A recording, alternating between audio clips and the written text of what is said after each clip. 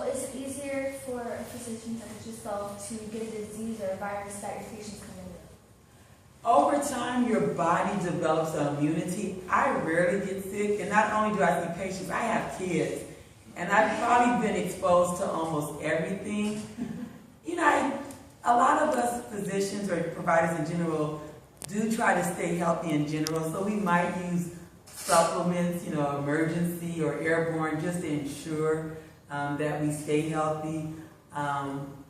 Occasionally I do get the flu shot, but I don't do it every year necessarily. But no, over time your body builds an immunity and you're not sick that often.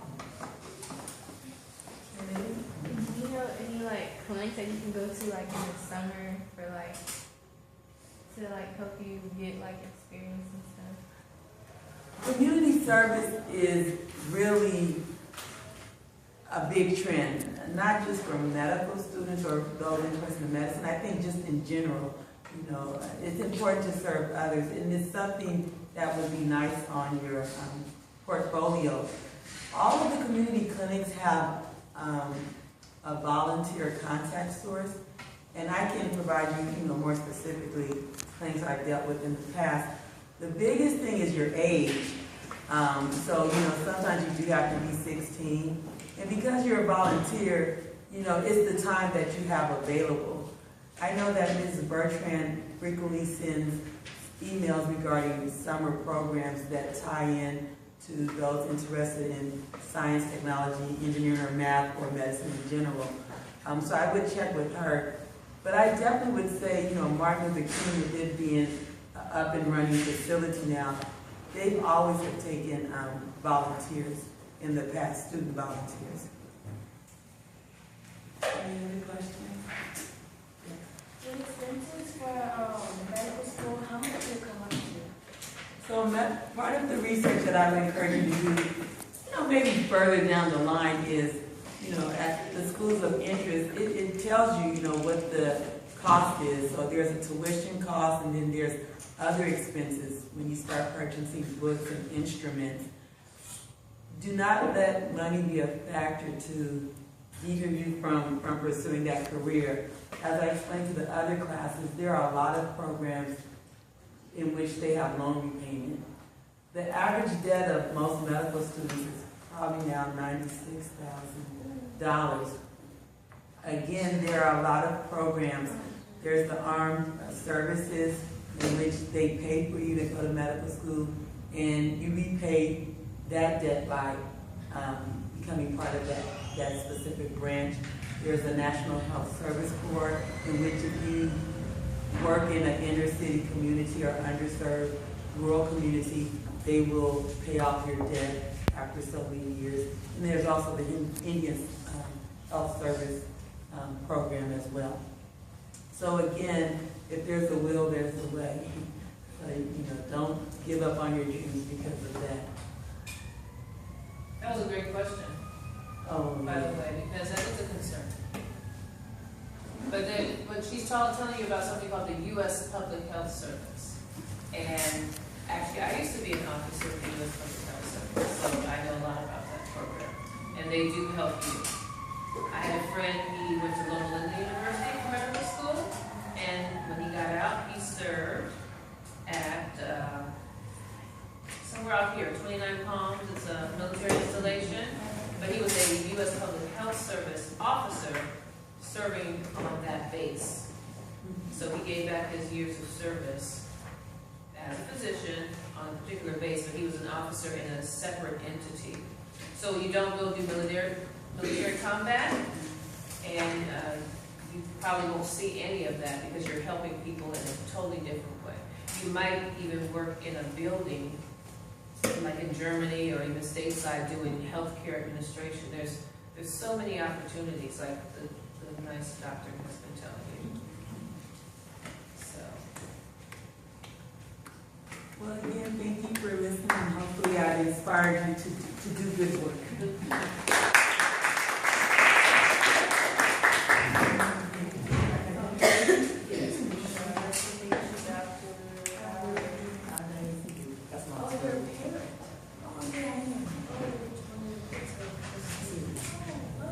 Alright, so now I'd like to welcome Ms. Jefferson to present.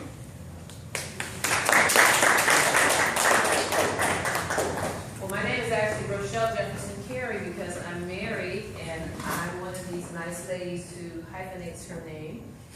And so, write it down with a dash and put Carey like Mariah Carey, C-A-R-E-Y.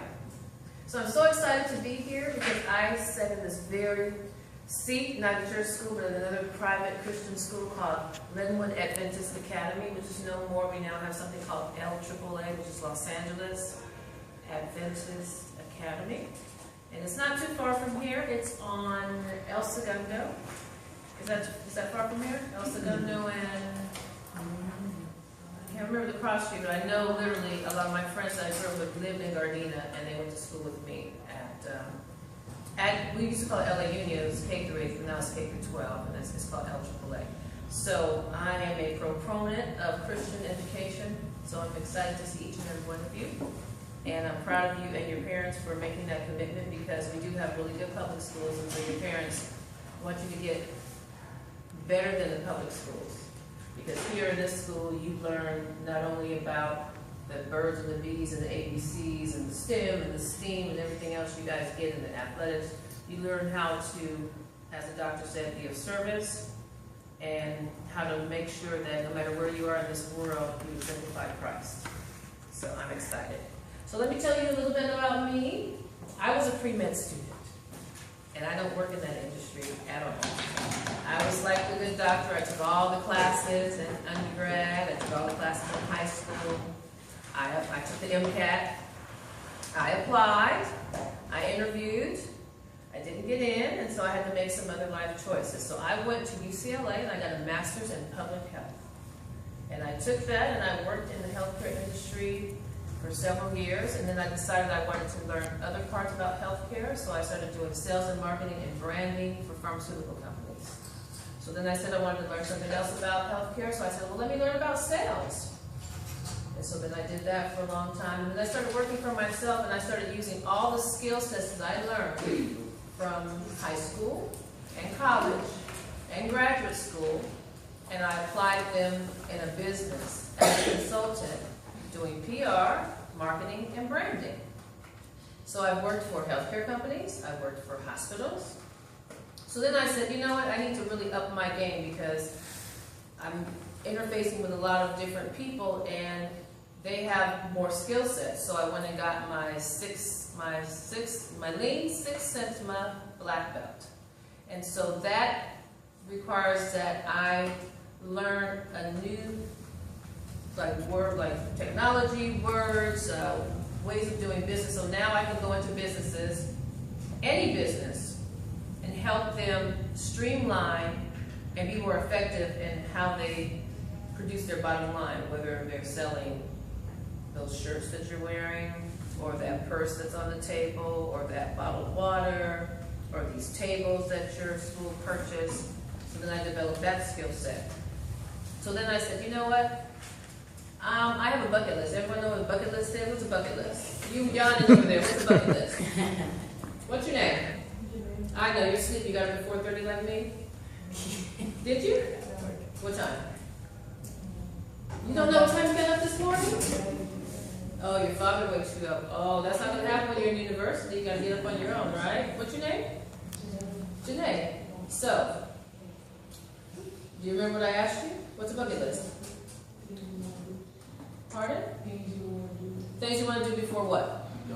Before you die or before you make your transition or whatever terminology you want to use, right? So then I said, I think I want to get a doctorate. Not a doctorate like our nice doctor here in medicine, but another kind of doctorate.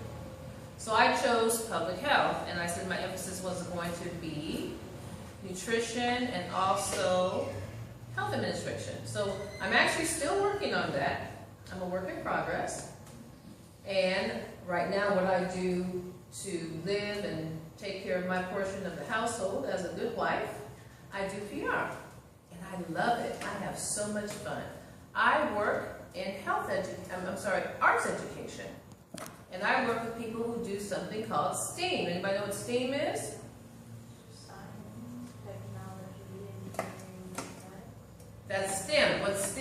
There's an A in there. Arts and arts integration. What's your name? Joshua. Joshua. Great name. Who are you named after? Anybody in your family named Joshua? So that means you would be named after the person in the Bible named Joshua, right? Do you know who he is? Yes. Who is he? The dude that like spied. The dude that spied. But what's important about it? No, that's cool because he was the dude that spied, but he was like almost like second in command, right? Because Moses knew he was about to go and make his transition, so he gave the mantle and the mandate to who? Joshua. To Joshua. And what did Joshua say that we usually learn, as I learned in this school? He said, "For me and my house, we shall serve the Lord." Does that sound familiar to anybody? Did he not write the book of Deuteronomy? Am I missing something, or am I remembering stuff? Way up here. Oh, am I right? Did he write the book of Deuteronomy? I think he did, right? One of my favorites, it says, "We're blessed in the city, blessed in the field, blessed where we come, blessed where we go," right?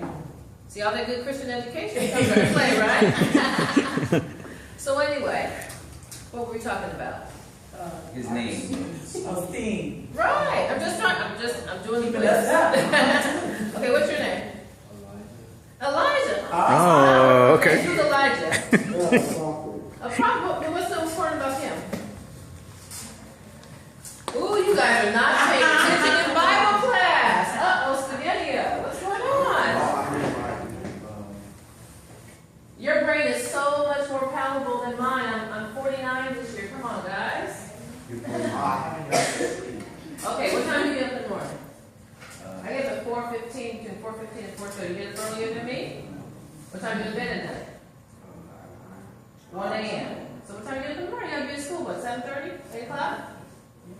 Okay, so I go to bed between 11 and 12. I get up between 4:15, 4:30. I wake my daughter up, get my husband up, we all get ready, and because we commute. And we're out the door between 6 and 6:15 every single day. Because we are dedicated people to the things that are in front of us, right? You guys all need more sleep. When do you have time to actually get sleep? On the weekends after church, I have quiet time. I was raised Seventh-day Adventist, so we celebrate the Sabbath. So sometimes I don't go to church. Sometimes I have church at home, and my mother's in the hospital now, so sometimes I go visit my mom. We have church with my mom. But I have a very structured life in terms of time. And all I can suggest to you young people is, you guys are young, no excuses. Make sure you get your rest. And make sure you get up on time, not daddy waking us up, okay? Because that's going to stop pretty soon, so you might as well just tell daddy I'm a big girl now. I can wake up on my own. Set your alarm. You ever got a cell phone? Everybody got an iPhone? Yeah. I know you do. You probably got all that. You probably got the 4, the 5, the 6, the 6X. What else? Is something else coming out? I know there's a new one coming out, right? No, not yet. Not yet, but it's coming, right? Probably. He said he's going to get, what's your name? My name is Baby. Pardon? Baby. Fabian. So you know who you're named after, right? A saint. What is going on over here? You guys have all these powerful names. You know the famous cool thing about Elijah? Wasn't he the prophet that told the king that it was not going to rain for so many days? Man. Keep coming back. Oh my goodness. We don't learn all of this. We don't learn about our name. I don't even know what it is. Your parents are making sacrifices for this awesome Christian education. You guys don't know what you need? Come on now. I'm going to ignore that comment because I know you guys are much better than that. What grade are we now? We're 10th grade here? 9th and 10th. 9th and 10th. And so we're how old? We're 14 and 15? I'm 14. Who's 14? Me. Okay. I remember being 14 and 15, and I skipped the 11th grade and was in the 12th grade at age 15 and 16. So anything is possible if you believe, right? So they said on the paper that we were supposed to talk about how we connect God with our life. For me, it's not that I have to connect, it's my breath. Does that make sense? Yes. I can't do anything without Abba Father God. He is my best friend. He's my all in all. And so even as I go through this journey and I go through life and I have lots of dreams and visions and goals, not only for myself, but for my family, my child, my husband, us as a unit, I always put God first. Just like the doctor said, she doesn't do anything, doesn't make any decisions unless she talks to her God. So, not that I've ever been to the school. In fact, when I was driving, I was like, wow, look at this beautiful school that's been here for so long. There's a feeling of pride here. There's a feeling of